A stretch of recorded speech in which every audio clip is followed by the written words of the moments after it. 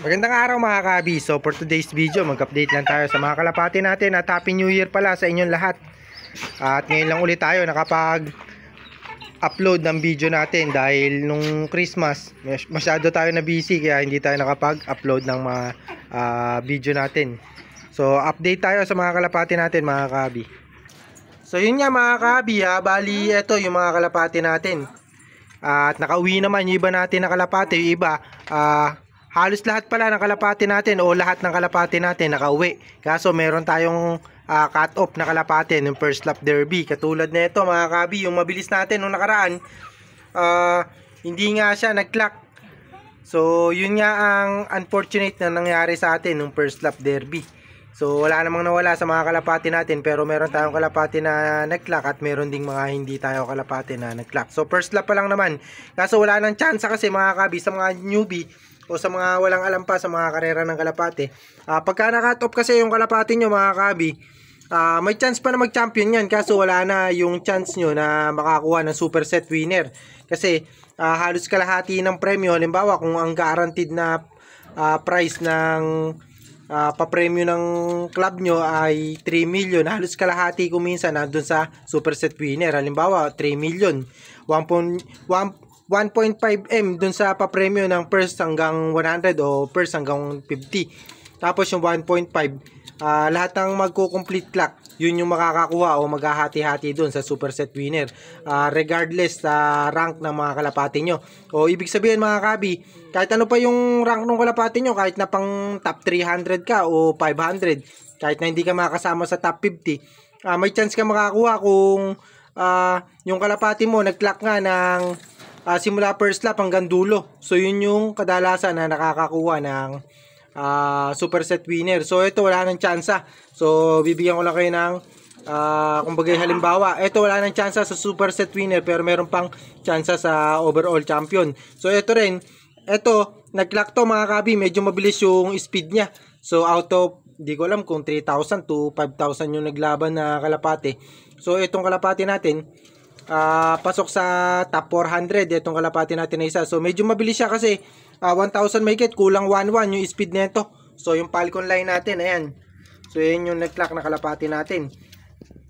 So ito naman, kompleto naman halos lahat ng kalapati natin dito. Ayan, nakita nyo naman siguro. So ito nga lang yung talagang in-update ko sa inyo. Ito yung dalawa na to. Ayan, so binigyan ko kayo ng idea dun sa mga newbie na hindi nakakalam kung ano yung pagkakaiba ng overall champion saka super set winner.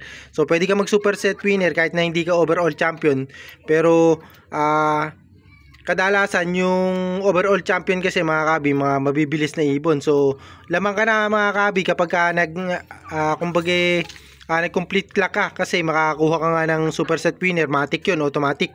So yung overall champion, medyo mataas na yung chance mo na mag-overall champion kapag ka super set winner ka. Pero hindi ko naman sinasabi na automatic overall champion ka na kapag ka super set winner ka. Pero kapag ka ganito na South mga kabi, karaniwan, pagka nag super set winner ka rito, champion ka na, panigurado. So makakasama ka na sa overall. So sa ngayon South ata, hindi ko alam kung top 100 o top 70 yung overall champion dito sa amin. So hindi ko alam kung ilan yung may premyo. So yun kasi yung mga tinatawag na overall champion, kung ilan yung may premyo sa race na yun. So hindi porky super set winner ka pala, overall champion ka na. Yung overall champion mga kabi, kung ilan lang yung may guaranteed price, na kung top 1 to top 50 yung makakakuha ng price, yun lang yung overall mga kabi.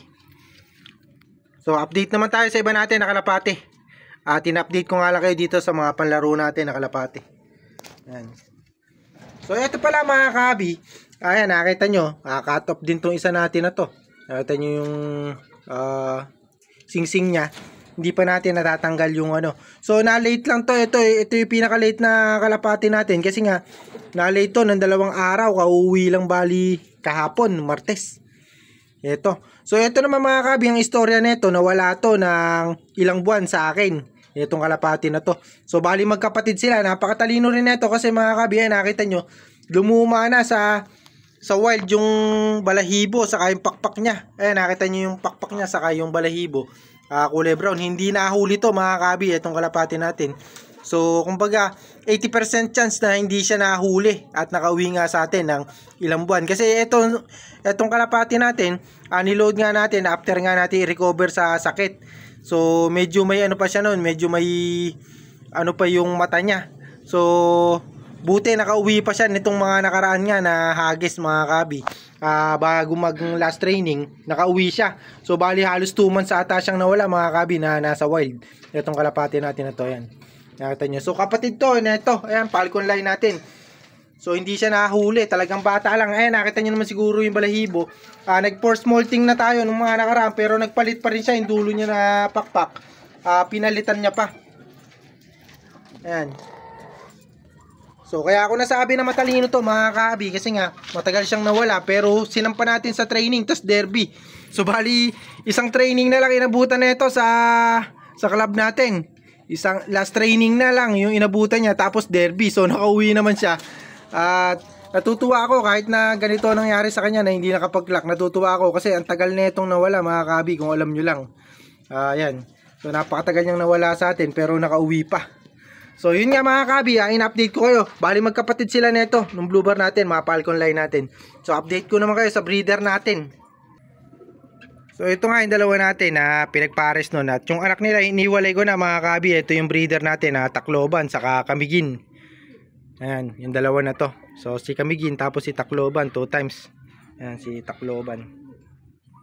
Ayan, so, ito yung anak nila. Bali, isinama na nung partner natin na nag-aalaga ng kalapati. Siya yung nag-aalaga ng kalapati dito. Sinama niya na rito sa young bird natin na dalawa na to. Bali, young bird to nung kasama natin.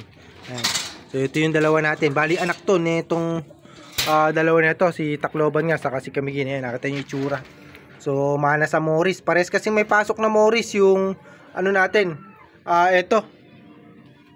Yung pinagpares natin yan, pares na may pasok na Morris yan. Kaso yung Morris na pasok na itong blue bar, mga kabi, Morris to nung pinsa natin na madalas nga mag-champion. So, halos taon-taon nagcha-champion yun. So, sa mga nakakilala sa kanya at mga tropa namin dito, kilala yun mga kabi. At kahit sa ibang parte ng ano nga rito sa mga nagkakalapate, kilala na yun mga kabi kasi madalas na vlog din yun. Kumbaga na-featured siya sa mga vlog. Talagang overall champion madalas. So message nyo ako kung gusto nyo makakilala. Ayan. So ito yan. Ito yung dalawang anak nila mga kabi. Ayan. Tapos yung pinagpapaharis natin na blue bar, dalawang blue bar na mukhang basahan. So kinukondisyon pa natin kaya hindi pa natin mapagsama. So sa mga susunod na araw siguro pagsasamahin na natin para mai-breed na natin ulit. At alam ko yun yung may anak dun sa nakakuha sa atin na kalapati nun nung minsan. Bali ina-update naman tayo ni Sir sa mga kalapati nga at mabibilis naman yung mga nagiging anak nung kalapati natin. Yan. So bali nakakuha sila sa atin ng young bird tapos ginagawa nilang breeder. So update ko kayo sa isa pa natin na breeder. Ito lang. So ito naman isa natin na breeder, nag-itlog na nga ulit ito. So sana may similya na, kundi baka may problema tong hen. Kasi lahat ng pinaris ko dito sa hen, so puro walang similya yung anak na ito, ay yung itlog na ito. So sayang, kabata pa naman ito, no? 1 taon pa lang siguro to. 1 taon mahigit itong itong kalapati natin na to, ayan. 1 taon mahigit. Kaso wala pa siyang naging anak sa atin. Ayan, lahat ng naging itlog nito walang similya. So baka siya na yung problema kapag wala pang similya yung itlog nila. So pangalawang beses na nila, second clutch na. Ayan. Nakita nyo naman. So halos magkalahi na rin to mga kabi, mga Falcon line natin. Ayan. So hanggang dito na lang mga kabi yung video natin at wala pa tayo ibang na-breed. So sa susunod ko na ulit kayo i-update at in-update ko na kayo sa mga panglaban natin at Happy New Year pala ulit sa lahat sa inyo. Sa belated Merry Christmas sa lahat ng mga may Christmas. So Happy Holiday sa lahat. Ayan, God bless.